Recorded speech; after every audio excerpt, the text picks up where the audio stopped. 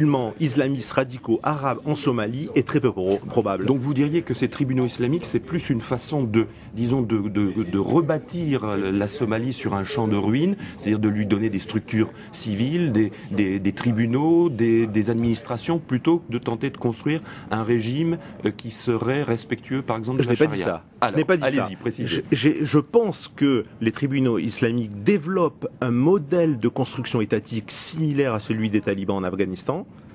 Jusque-là, il y a une similitude. La différence, pour l'instant, c'est qu'en Afghanistan, ce régime a servi de base arrière à des centaines de militants, à des dizaines de dirigeants d'Al-Qaïda qui avaient un territoire qui leur était réservé, un État dans l'État, pourrait-on dire, ce qui n'est pas aujourd'hui la réalité en Somalie. Ça ne veut pas dire que ça ne peut pas le devenir demain, mais dans un demain, enfin plutôt après-demain, je pense. C'est-à-dire que si on a un scénario à la somalienne d'extension du pouvoir des tribunaux islamiques, de maîtrise de l'ensemble du pays, ce qui n'est pas encore le cas, s'ils arrivent à asseoir un État à la Taliban, un État où la charia est la règle en Somalie, alors peut-être que là, ils serviront de tête de pont massivement. Avec des visées expansionnistes. Alors de toute manière, les visées expansionnistes régionales, elles sont déjà là. Elles sont déjà là. Donc la dangerosité de ce système-là est plus une dangerosité de déstabilisation régionale qu'une dangerosité de lieu où on préparera des attentats qui éclateront à Berlin, Paris ou Washington. Entendu. Pour l'instant.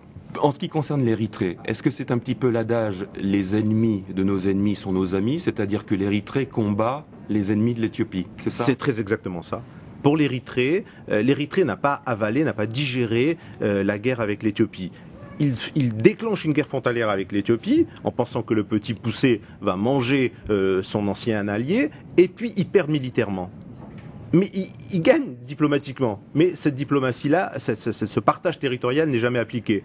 Donc, ils en retirent une énorme rancœur. Aujourd'hui, tout ce qui peut déstabiliser l'Éthiopie est bon à prendre pour l'Érythrée. Du côté de la population somalienne, comment est perçue l'arrivée de ces tribunaux islamiques après, on l'a rappelé, après une dizaine, une quinzaine d'années de régime, le mot est fort, mais de situation totalement anarchique. Tout d'un coup, il y a l'imposition d'une loi, de la charia.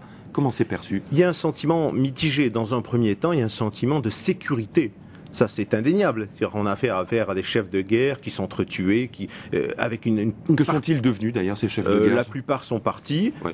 Quelques-uns se sont recyclés, se sont retournés, sont recyclés dans les tribunaux islamiques, notamment, par exemple, le chef de guerre du Sud, le chef de guerre de Kismayo au Sud, qui lui n'avait rien d'un islamiste, qui était un gros buveur et tout ça. Aujourd'hui, c'est un fan. Il a trouvé sa place dans cette nouvelle équipe. Donc, dans un premier temps, effectivement, arrêt des barrages routiers, du fait qu'on soit rançonné en permanence, il y avait un sentiment de sécurité, ça c'est certain.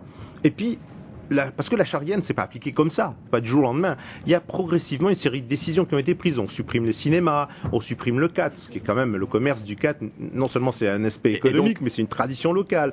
Et petit à petit, on impose, on verrouille idéologiquement. Et là, il commence à y avoir que l'expansionnisme, pour l'instant, n'est pas encore avéré, mais il faut le surveiller. Ah. Merci Francis Soler d'avoir été avec nous. On suivra tout ça sur France 24 aujourd'hui et dans les jours qui viennent, bien sûr, en français et en anglais. N'oubliez pas non plus notre site internet en français, en anglais et en arabe, france24.com. Merci de votre attention et bonne continuation.